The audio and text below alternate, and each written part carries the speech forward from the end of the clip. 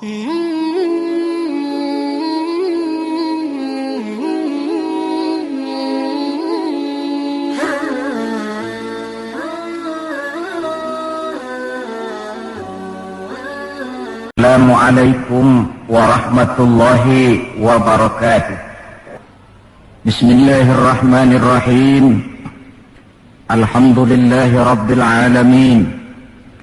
Wassalatu wassalamu ala asyrafil anbiya'i wal mursalin Sayyidina Muhammadin wa ala alihi wa ashabihil mujahidin at-tahirin, amma ba'du. Bapak-bapak, ibu-ibu, saudara-saudara, ma'asyiral muslimin rahimakumullah. Kita tahu bahwa sejarah sepanjang perjalanannya banyak mencatat orang-orang besar. Ada orang menjadi besar oleh karena pangkat, jabatan dan kekuasaannya. Apabila pangkat, jabatan dan kekuasaannya selesai, maka selesai kebesarannya sampai di situ. Ada orang menjadi besar oleh karena harta benda dan kekayaan yang dimilikinya. Bila suatu saat ia jatuh bangkrut, tamatlah kebesarannya sampai di situ. Ada pula orang yang menjadi besar oleh karena ia dibesar-besarkan dan berusaha setengah mati untuk mencapai kebesaran tadi. Bila suatu saat terjadi pergeseran nilai, masyarakat mencemoohkannya, maka kebesaran itu pun selesai sampai di situ. Adapun Rasul yang kita peringati maulidnya saat ini, beliau besar bukan lantaran pangkat, jabatan dan kekuasaan. Beliau besar tidak karena harta benda dan kekayaan. Pun beliau menjadi besar tidak karena dibesar-besarkan oleh umatnya. Beliau besar karena dibesarkan oleh Allah Subhanahu wa ta'ala. Satu kali orang sudah dibesarkan oleh Allah, bagaimanapun usaha orang lain untuk mengecilkannya, orang itu akan tetap menjadi besar. Tetapi satu kali orang dikecilkan oleh Allah, satu negara orang mau mengangkat dia, kalau memang dasarnya potongan nyungsep, naik ke atas juga. Tidak ada seorang penulis pun, baik ia dalam Islam maupun dari luar Islam, jikalau mau bicara dengan jujur, yang tidak mengagumi kebesaran pribadi dan martabat Rasulullah sallallahu alaihi wasallam. Dalam satu kalimat yang indah, Imam Busairi di dalam qasidah burdahnya menjelaskan kepribadian beliau dengan untayan kata, kal badri fi syarafin wa zahri fi tarafin wal bahri fi karamin wa dahri fi himamin. Rasulullah itu, kata beliau, tinggi martabat bagai rembulan, tabah dan ulet laksana masa, dermawan bak samudra luas biru membentang, tabah dan ulet laksana masa. Itu sebabnya beliau oleh Allah dijadikan figur, dijadikan model dan pola sebagai contoh bagi kehidupan umat Islam. Sehingga di dalam Al-Quran Allah menyatakan, laqad kana lakum fi rasulillahi uswatun hasanah. Sungguh telah ada bagi kamu pada diri Rasulullah itu contoh teladan yang sangat baik. Timbul pertanyaan, mengapa Rasul menjadi contoh buat kita? Pertama, beliau menjadi contoh buat kita karena beliau manusia, hidup dan berjuang secara manusiawi. Kalau manusia disuruh mencontoh manusia, tentu wajar. Yang tidak wajar kalau manusia disuruh mencontoh jin atau malaikat. Maka dalam ayat Quran Allah menyatakan, laqad ja'akum rasulun min anfusikum. Sungguh telah datang kepadamu seorang rasul, yang rasul itu berasal dari jenis kamu manusia. Saudara-saudara, kalau rasul yang diutus Allah itu jin atau malaikat, kemudian berhasil di dalam tugasnya, barangkali kita tidak perlu kagum. Datang rasul ke dunia ini, rasulnya jin. Saya yakin satu dunia mungkin orang beriman semua, tetapi bukan karena ikhlas dan yakin, mungkin karena ngeri sama Rasulnya. Bayangkan kalau Rasul Jin dia turun ke alam ini dengan segala macam tingkah polanya, mungkin orang sedunia akan menjadi beriman. Yang kedua, Rasul menjadi contoh di dalam kehidupan kita karena pribadi beliau lengkap. Artinya, jikalau kita kebetulan seorang pemimpin, beliau juga pemimpin. Jikalau kita seorang jenderal, beliau memimpin tentara di medan perang. Jikalau kita seorang kepala rumah tangga, beliau punya anak dan istri. Jikalau kita seorang guru, beliau mengajar jamaah di masjid. Jikalau kita seorang pedagang, beliau pun pedagang yang jujur. Jikalau kita seorang mubalik, beliau juga berdakwah menyampaikan Islam kepada manusia. Di dalam keseluruhannya itu tercemin uswatun hasanah, contoh teladan yang sangat baik. Maka kehabisan alasan seorang muslim yang tidak mencontoh pribadi beliau. Oleh sebab itu ironi dan sangat kita sayangkan jikalau seorang muslim tahu betul sejarah kehidupan Benito Mussolini, dia hafal sejarahnya Adolf Hitler, dia tahu sejarahnya Napoleon Bonaparte, dia hafal benar ajarannya Karl Marx, tapi dia buta terhadap hidup dan kehidupan Rasulullah sallallahu alaihi wasallam. Saudara hadirin yang berbahagia, yang akan kita bicarakan pada kesempatan ini, bagaimana cinta Rasul kepada umatnya dan bagaimana sewajarnya cinta kita umatnya kepada beliau. Bahwa Rasul yang kita peringati maulidnya saat ini cinta betul kepada kita umatnya, dapat saya kemukakan beberapa data. Dari sini nanti kita introspeksi. Kalau tahulah kita begitu besar cinta Rasul kepada kita, apa tidak wajar kita juga cinta kepada beliau? Kalau logika ini sudah diterima, pembicaraan pun kita lanjutkan kepada bagaimana sih sebenarnya cinta kepada Rasul itu. Bukti pertama bahwa beliau cinta kepada kita. Saudara-saudara, menurut ukuran zaman sekarang, Rasulullah itu pan hidupnya miskin. Malahan ada satu doa yang sering beliau baca. Ini kalau doa ini saya kasih saudara-saudara, kira-kira mau diamalin kan? Kalau saya terus terang belum mau. Doanya begini, dan ini sering Rasul baca. Allahumma ahyini miskinan, wa tawaffani miskinan, wa hasyirni yaumal qiyamah fi zumratil masakin. Ya Allah, hidupkan saya dalam keadaan miskin.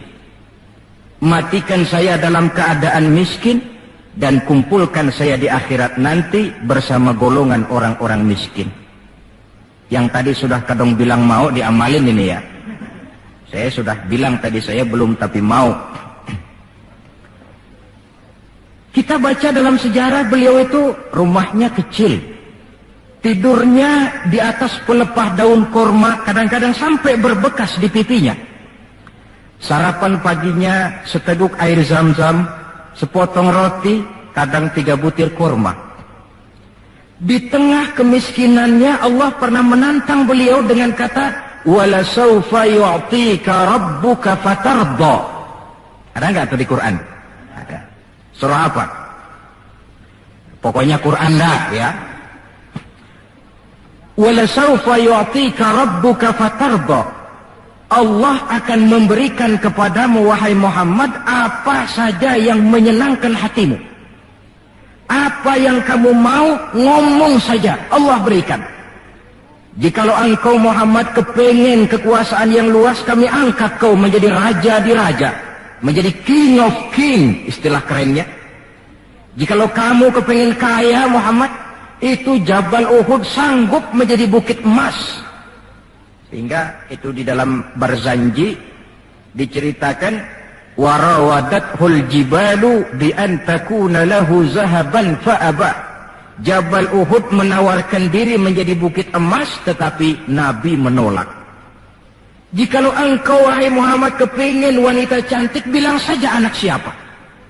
Ditawarkan semacam ini, beliau menjawab, idzan ya Rabb, La arda wa wahidun min ummati finnar. Kalau memang demikian ya Allah, apapun saja yang diberikan kepada saya, berikanlah saya kekuasaan yang luas, berikan saya emas sebesar Jabal Uhud, berikan saya kekayaan yang tak ternilai sekalipun, seluruhnya tidak akan sanggup menyenangkan hati saya selama saya dengar masih ada satu saja umat saya yang masuk ke dalam neraka. Ternyata di tengah kemiskinannya, tawaran harta tidak menggiurkan beliau. Tawaran kekuasaan tidak menggiurkan beliau. Yang difikirkan siang malam adalah keselamatan kita umatnya ini. Cuma kadang-kadang kita umatnya yang dipikirin ini seperti pepatah, ada itu pepatah Prancis, balung-balung langka dagingnya, ditulung-tulung langka elinge. Ya, saudara tentu tahu artinya itu, tidak usah saya terjemahkan. Bukti pertama. Bukti yang kedua, ketika turun perintah hijrah, ketika itu posisi umat Islam di Mekah sudah sangat terpepet. Sebagian sahabat sudah mengusulkan kita hijrah saja ya Rasul. Hijrah sih hijrah, tapi ini komando belum turun. Sebab kita tahu kebijaksanaan apapun yang beliau ambil tentu menunggu wahyu. Wa ma yantiqu 'anil hawa in huwa illa wahyu yuha. Nah, lantas ketika benar-benar turun itu perintah hijrah, beliau pidato di depan para sahabat, saudara-saudara, perintah hijrah sudah turun. Berangkatlah tuan-tuan lebih dulu ke Madinah. Lalu Anda sendiri kapan ya Rasul? Saya belakangan. Kenapa mesti belakangan? Tuan-tuan harus tahu, yang dicari, yang dikejar-kejar, yang diancam akan dibunuh itu saya. Jikalau kita hijrah bersama-sama ke Madinah, kita akan dikejar-kejar terus. Tapi kalau tuan-tuan berangkat lebih dulu ke Madinah, sementara saya tetap berada di kota Mekah ini, tuan-tuan akan sampai ke kota Mekah dengan tenang dan selamat, sebab saya yang mereka cari masih tetap berada di kota Mekah. Keadaan begitu kritis, tapi umatnya dulu disuruh hijrah, beliau bertinggal di kota Mekah menghadang mara bahaya. Ini rupanya pemimpin lebih mementingkan keselamatan orang yang dipimpinnya daripada keselamatan dirinya sendiri. Enggak mentang-mentang turun perintah hijrah terus ngepak koper. Umatnya yang disuruh berangkat dulu, keselamatan umatnya yang dipikirkan, cintanya kepada umatnya. Bukti yang ketiga, saudara-saudara, bahwa Rasul cinta kepada kita. Dikala beliau akan datang ajal, hari Senin tanggal 12 Rabiul Awal seperti hari kelahirannya. Dikala itu sakit beliau sudah agak payah. Datang waktu subuh di Madinah ini, Bilal pun azan di masjid. Selesai azan, sebagian sahabat melakukan sholat sunnah qobliyah, lalu menunggu kedatangan baginda Rasul sallallahu alaihi wasallam untuk mengimami sholat subuh. Lantaran ditunggu lama tidak datang, akhirnya Bilal diutus menjemput baginda Rasul. Ketika sampai di rumah, beliau berkata, Bilal, sakitku sudah agak payah ini. Rasa-rasanya tak kuat lagi aku jadi imam. Kau kembalilah ke masjid, sampaikan ini kepada semua sahabat, dan minta kesediaan Abu Bakar menjadi imam. Bilal dengan muka sedih dan air mata berurai membasahi pipi, berangkatlah ke masjid. Saudara-saudara, baginda Rasul sudah tidak kuat lagi mengimami sholat. Beliau perintah Abu Bakar untuk menjadi imam. Kata Abu Bakar, saya tidak mau jadi imam kalau baginda Rasul masih hidup. Ini termasuk akhlak, etika para sahabat. Akhirnya satu masjid nangis semua. Sholat subuh belum nangis. Sampai tangisan itu kedengaran ke rumah Nabi. Beliau berkata kepada putrinya Fatimah, coba kau lihat kenapa orang di masjid nangis. Setelah Fatimah kembali lapor, Abah, mereka sedih karena sadar bahwa saat berpisah sudah hampir datang. Kalau begitu, suruhlah Bilal kemari. Datang Bilal, dipapah Rasul berangkat juga ke masjid mengimami sholat. Sholatnya ringkas karena beliau sakit.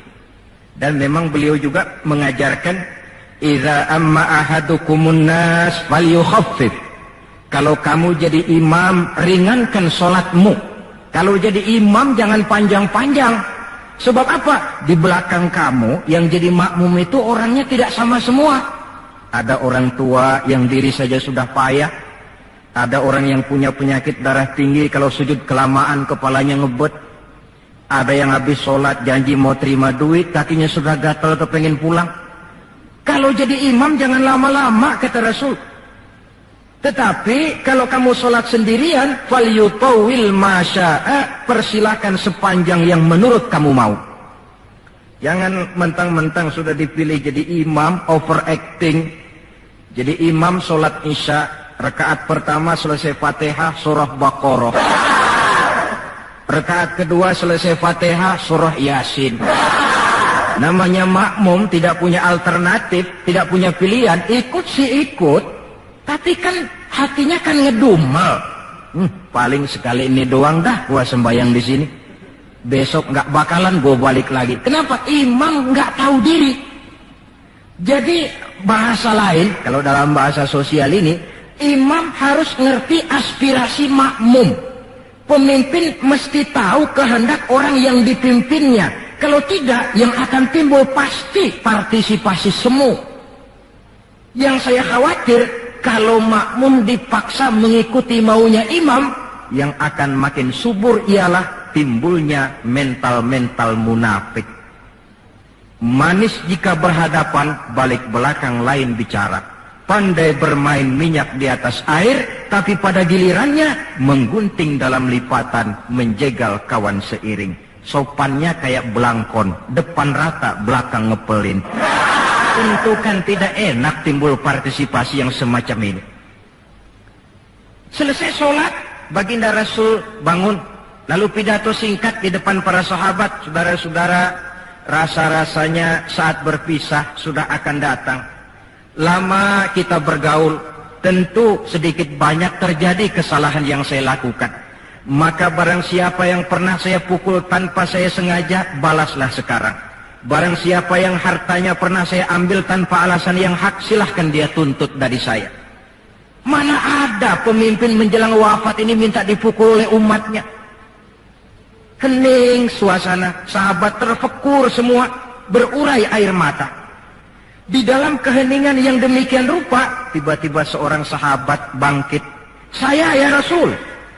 Ada apa? Sahabat itu namanya Sawad, sesuai dengan namanya, orangnya rada hitam.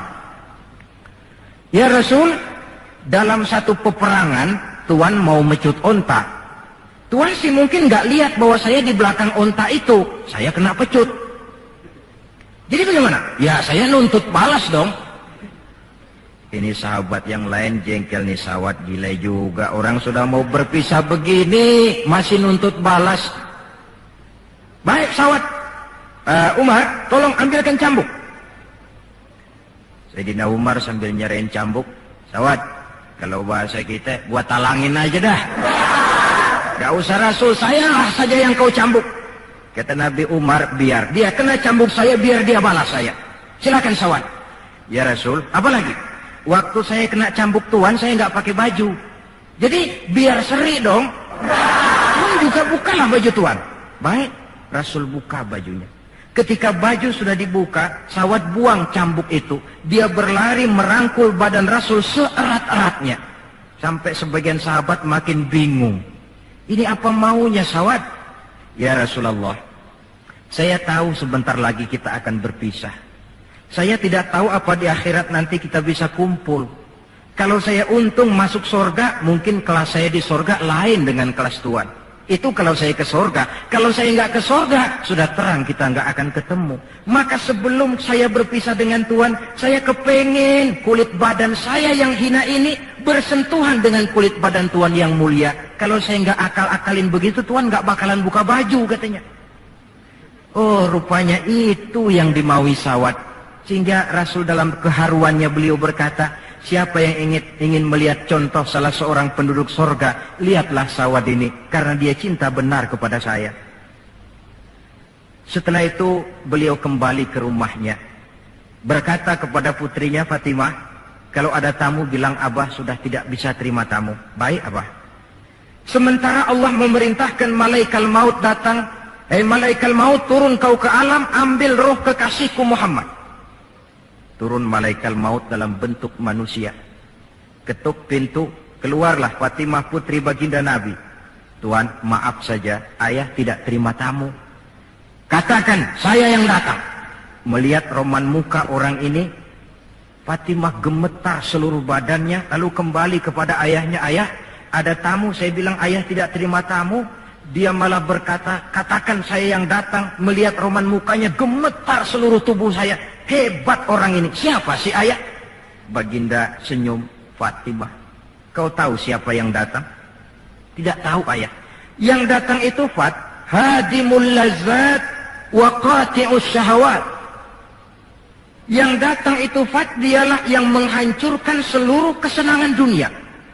Dia yang memisahkan kita dengan semua yang kita cintai. Yang datang itu malaikat maut, suruh dia masuk. Ketika malaikat maut masuk, ya malaikat maut sudah datang saatnya. Ya Muhammad. Aina Jibril? Malaikat Jibril di mana? Sebentar lagi dia datang. Ketika turun malaikat Jibril, baginda Nabi bertanya, akhbirni ya Jibril, mali indallahi minal karamah. Wahai Jibril, tolong beritahu saya. Kalau sebentar saya menghadap Allah, kehormatan apa yang diberikan Allah kepada saya? Tidak usah khawatir Muhammad, kata malaikat Jibril. Inna abwabas sama qad futihat wal malaikatu saffu sufufan yantaziruna li ruhik. Pintu langit sudah dibuka. Malaikat sudah berbaris menunggu kedatangan rohmu yang suci. Alhamdulillah. Kalau itu saya ya? Iya. Kalau umat saya bagaimana Jibril? Umat saya. Umatmu? Iya. Umatmu juga jangan khawatir Muhammad. Allah sudah memberikan fasilitas, kata Allah, inni haramtul jannata ala sairil umam hatta tadkhulaha ummatuka. Surga ku haramkan buat seluruh umat kecuali kalau umatmu Muhammad sudah masuk ke dalamnya. Ini fasilitas. Jadi sungguh pun kita umat terbelakang menurut abjad, tapi disuruh diberi fasilitas masuk surga lebih dahulu ketimbang umat-umat yang lain. Alhamdulillah, kalau begitu legalah saya, kata Nabi. Mari malaikat maut persilahkan, saya ikhlas.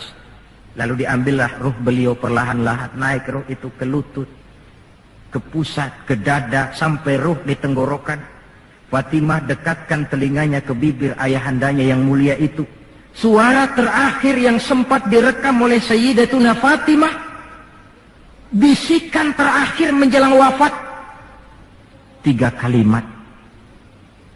As-salah, as-salah, an-nisa, ittaqun nisa, ummati, ummati.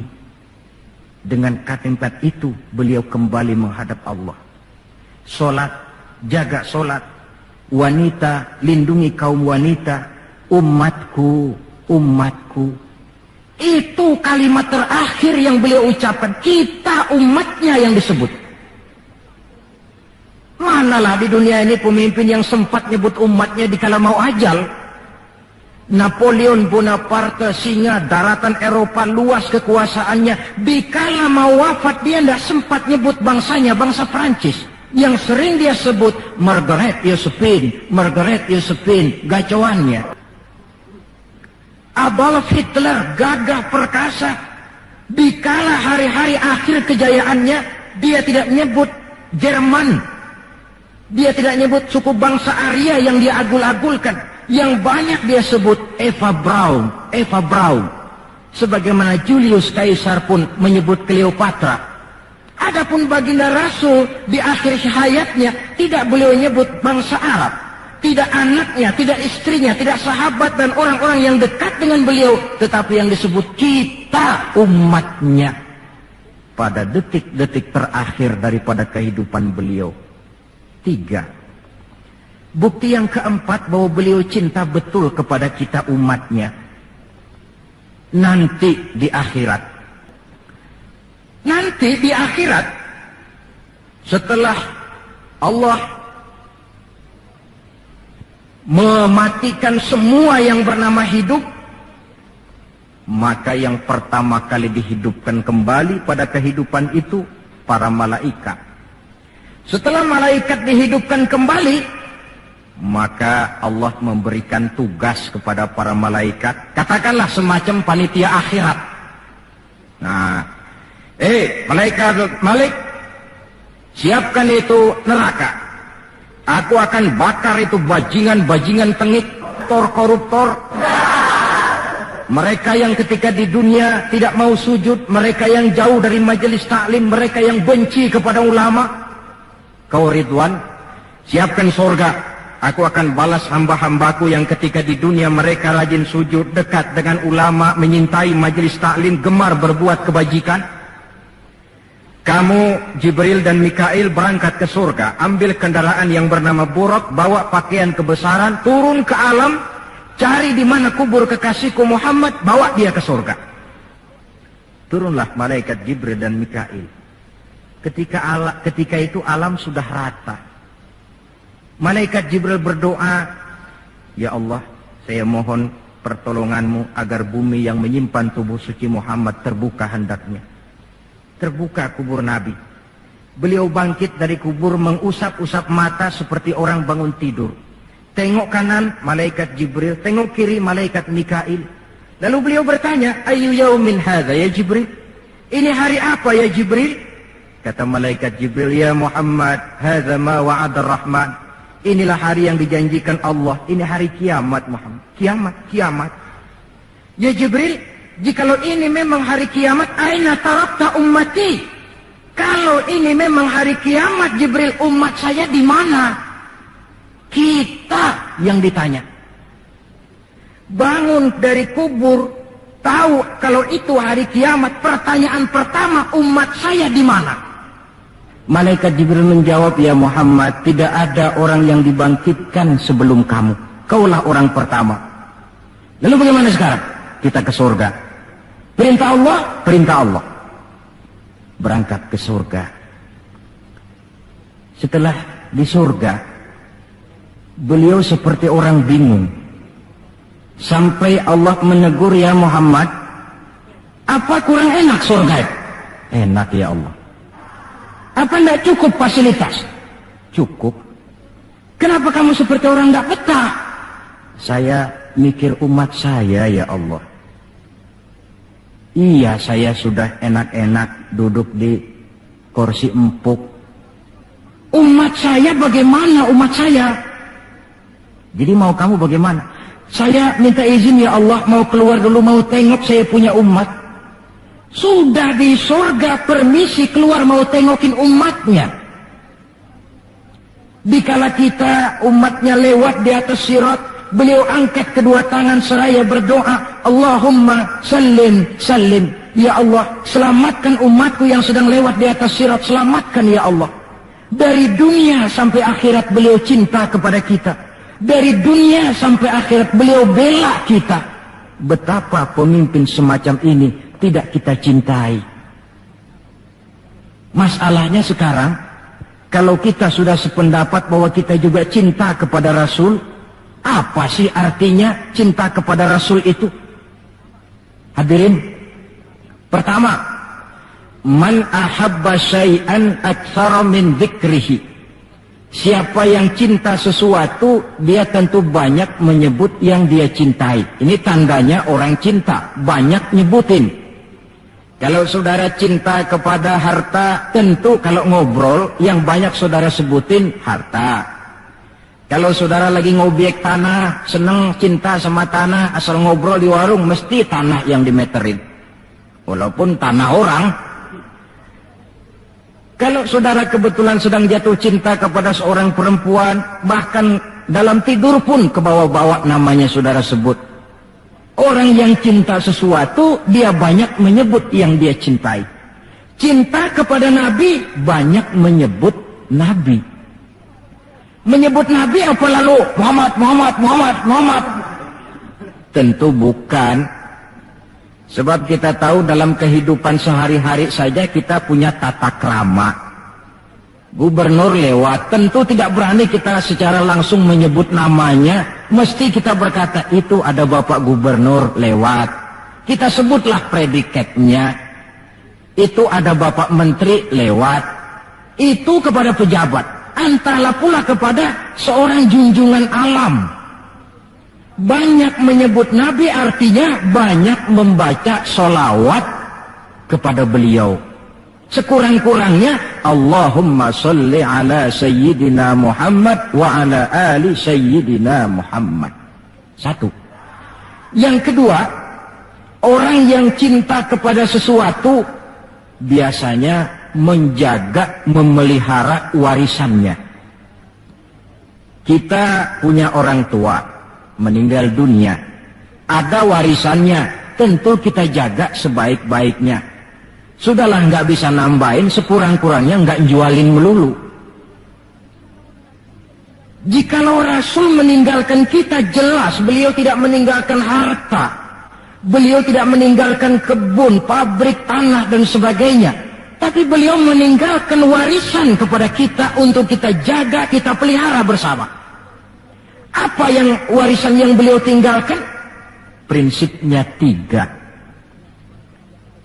Yang kedua terdapat dalam hadis, taraktu fikum amrain lan tadillu ma in tamassaktum bihima abada, kitab Allah wa sunnata rasulih.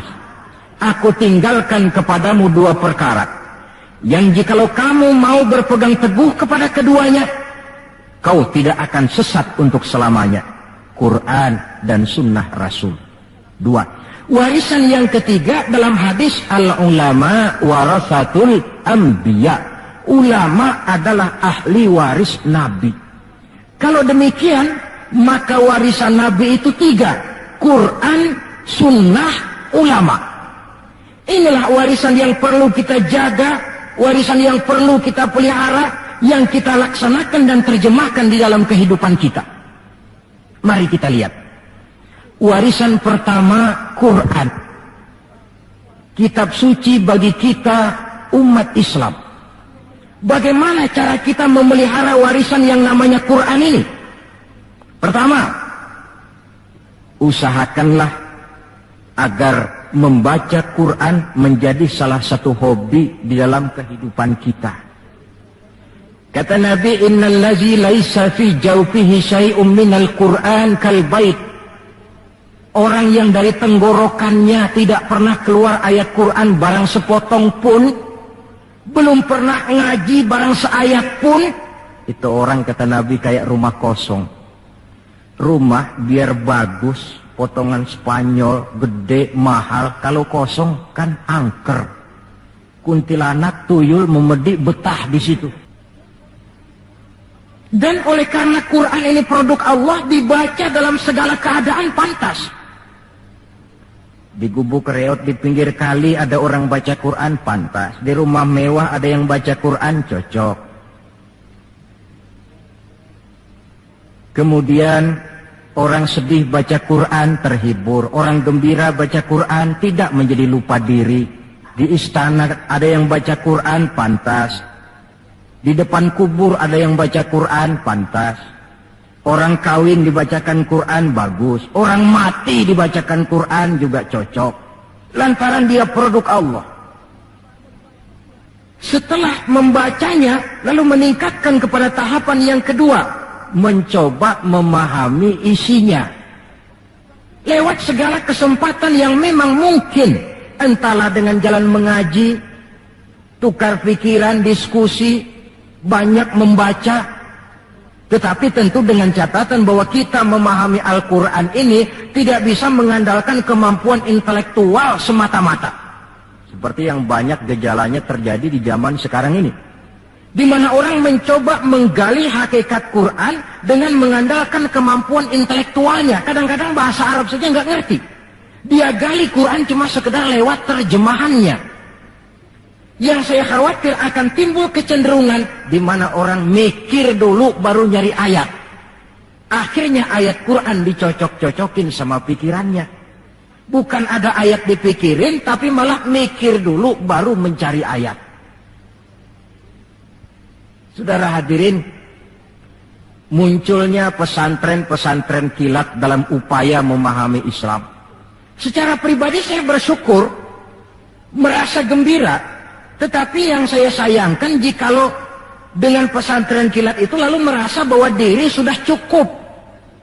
Setelah nyantren 1 minggu pesantren kilat, keluar pesantren sudah kayak pendekar.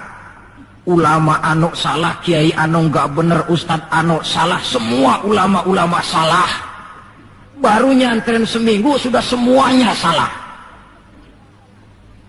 Lebih celaka lagi kalau nanti upaya memahami Islamnya, ini dalam bahasa sosialnya disebut frame of reference, seperti orang buta kenal gajah. Yang mati-matian mempertahankan teori bahwa gajah itu tipis dan lebar seperti kipas, cuma karena kebetulan yang dia pegang baru sekedar telinga gajah. Maka upaya memahami Al-Quran tidak bisa dilepaskan kaitannya dengan bantuan orang yang ahli di bidang itu. Barangkali sudah banyak terjemahan Quran di dalam bahasa Belanda, bahasa Inggris, apalagi bahasa Indonesia, yang agak sulit sekarang mencari terjemahan Quran di dalam kehidupan kita. Saya sering ambil contoh ringan. Umpamanya, nih sensus versi saya. Konon kabarnya, menurut kata yang empunya cerita, penduduk Indonesia ini 90% beragama Islam. Betul kan? Nah. Kalau saya numpang tanya, dari jumlah 90% ini, berapa persen yang bisa baca Quran? Kira-kira ada nggak separuhnya? Rasanya nggak ada. 30%? 20% ada ya? 20% adalah, kurang-kurang dikit sama kawan jadilah 20%. Dari jumlah 20% yang bisa baca Quran, numpang tanya lagi, berapa persen yang bisa baca dan tahu artinya? Ada 5%? Saya kira adalah 5% berikut santri-santri yang di pondok pesantren itu. Dari jumlah 5% yang bisa baca Quran dan tahu artinya, berapa persen yang bisa baca, tahu artinya, lalu mengamalkan ajaran Quran? Ini yang masih bisa dihitung dengan jari. Sehingga tidak heran bahwa umat ini mayoritas, tapi lebih sering jadi penonton daripada jadi pemain. Lebih sering jadi objek daripada menjadi subjek. Dalam bahasa Arabnya lebih sering menjadi maf'ul daripada menjadi fa'il.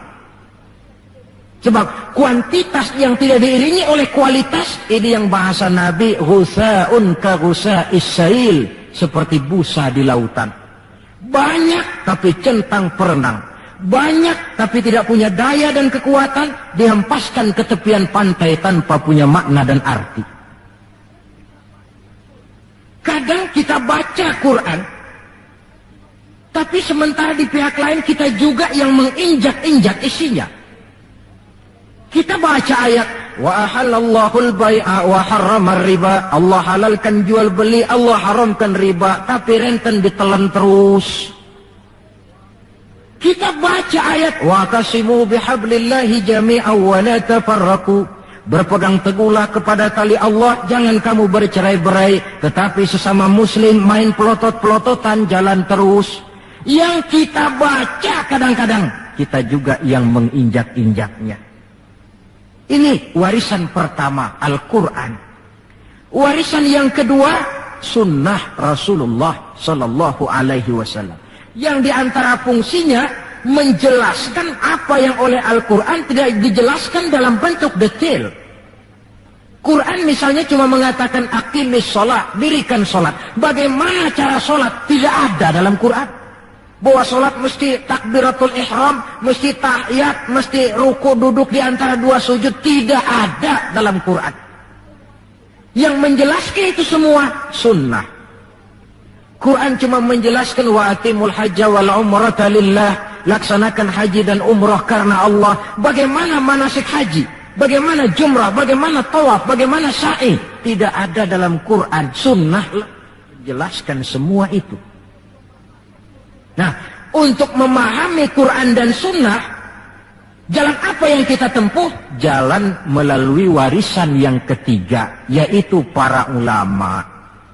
diakui atau tidak, kita hutang jasa kepada para ulama yang dengan tekun dari musola ke musola, dari pesantren ke pesantren, dari pengajian ke pengajian, membimbing, menjaga dan memelihara umat ini. Mereka tidak digaji, mereka pun tidak mendapat beras, hidup pun kadang-kadang miskin. Tapi lantaran panggilan moral menjaga, memelihara, membentengi akidah umat ini. Bersyukur kita bangsa Indonesia punya ulama dan punya umara. Kedua-duanya penting, kedua-duanya berjasa, kedua-duanya membangun. Tidak ada yang satu lebih penting dari yang lain. Cuma bidang pembangunannya saja yang lain-lain. Orang kadang-kadang usil, Pan.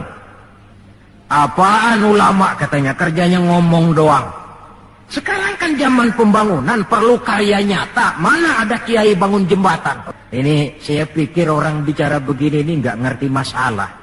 Bukankah asas manajemen yang modern saja mengajarkan the right man on the right job, the right man on the right place, bahwa orang harus ditempatkan sesuai dengan proporsinya. Nah, kalau kiai disuruh bangun jembatan, apa Pak Lurahnya mau ngajar tafsir? Setiap kita membangun, cuma bidang pembangunan kita yang berbeda-beda. Dan kenyataan makin menunjukkan kepada kita, saudara-saudara, sekarang ini yang namanya ulama, maaf-maaflah, sudah merupakan jenis makhluk langka. Malahan barangkali sudah termasuk jenis makhluk yang harus dilindungi dari kepunahan ini. Dan mencetak sarjana lebih gampang ketimbang mencetak kiai. Saudara mau jadi sarjana, taruh sekolah 22 tahun dah, udah campur nggak naik itu. Tapi saudara ngaji dari kecil sampai 20-30 tahun, belum tentu loh jadi kiai. Dan nggak bisa minta. Mas, gua kan ngaji melulu, panggil gua kiai, kenapa sih? Loh, kiai minta begini kan nggak bisa. Kalau ilmunya diakui, akhlaknya jadi contoh, perjuangannya diteladani, umat bersimpati, lalu masyarakat beramai-ramai secara praktis menyebutnya kiai. SK-nya itu di tangan umat. Oleh karena SK-nya di tangan umat, dia tidak kenal pensiun dan jam kerjanya pun 24 jam. Kapan umat perlukan, dia mesti berangkat. Yang saya khawatir, kelangkaan ulama ini menyebabkan terjadinya pergeseran nilai, dan ini pernah dianalisa oleh baginda Rasul sallallahu alaihi wasallam. Apa kata beliau? Inna min asyratis sa'ah, sesungguhnya di antara tanda-tanda kiamat. Nggak usah mikirin kiamat beneran dah, saya juga nggak pengen ngalamin. Kiamat mini, kiamat kecil-kecilan. Apa itu? Hancurnya sendi-sendi kehidupan sosial. Maksiat merajalela, munkarat menjadi-jadi. Yang benar jadi salah, yang salah dianggap benar, yang hak menjadi munkar, yang munkar dibilang hak. Kemakmuran cuma kata, keadilan cuma teori. Hukum kayaknya cuma buat orang kecilan, orang gedean, kagak mempan hukum. Padahal hukum kalau sudah pandang bulu, terang, yang enak yang banyak bulunya. Siapa yang banyak bulunya? Monyet. Kalau hukum pandang bulu, monyet keenakan. Pergeseran nilai terjadi. Kiamat macam ini yang kadang-kadang kita temukan dalam kehidupan. Penyebabnya apa? Kata Nabi yang pertama, ayyurfa'al ilmu. Ilmu diangkat oleh Allah. Bagaimana cara Allah mengangkat ilmu dan apa maksudnya? Allah mengangkat ilmu pertama dengan jalan mematikan ulama. Makin banyak ulama wafat, makin banyak ilmu ditarik.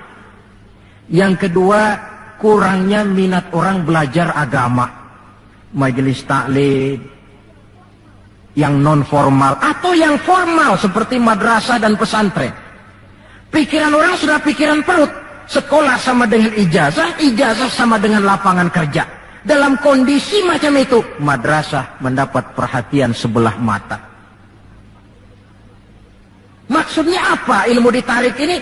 Agama dikucilkan. Kalau 1-2 kali disebut-sebut agama, itu cuma alat pelengkap saja. Agama cuma pidato, agama cuma seminar, agama cuma kongres, agama cuma muktamar. Tapi bahwa agama jauh dari kehidupan sehari-hari, itu merupakan realita. Agama sudah tak ubahnya dengan daun pisang yang dikait di tepian jalan lantaran diri tak berpayung di ketika hari hujan. Dan manakala hujan usailah sudah, daun itu pun dicampakkan di tepi jalan, diinjak pula orang nan lalu. Dikala dilihat agama membawa untung, rame-rame teriak agama. Coba lihat tahun 65 begitu PKI meletus, wah rame-rame, banyak mobil-mobil mewah parkir di masjid. Begitu keadaan aman, cuman sepeda butut yang ketinggalan di depan masjid. Ini yang Allah jelaskan watak begini ini. Kullama adha'a lahum masyaw fih wa idza azlama alaihim qamu. Mentalitas munafik. Waktu terang mereka berangkat, waktu gelap mereka mandek. Ketika di Islam dilihat ada untungnya, rame-rame teriak Islam. Asal ada untungnya, Pak, saya Islam Pak, KTP saya aja Islam. Waktu ada untungnya. Tapi ketika diminta berjuang, dituntut berkorban, yang lain dulu dah, yang lain dulu. Nah, kalau ilmu sudah ditarik, timbul ekses berikutnya. Apa kata Nabi? Wa yuzharul jahlu, nampak kebodohan di mana-mana. Lantaran ulama tidak ada yang menjelaskan halal haram, hak batil, ma'ruf munkar, tidak ada. Orang hidup menurut seleranya, timbul permissive society.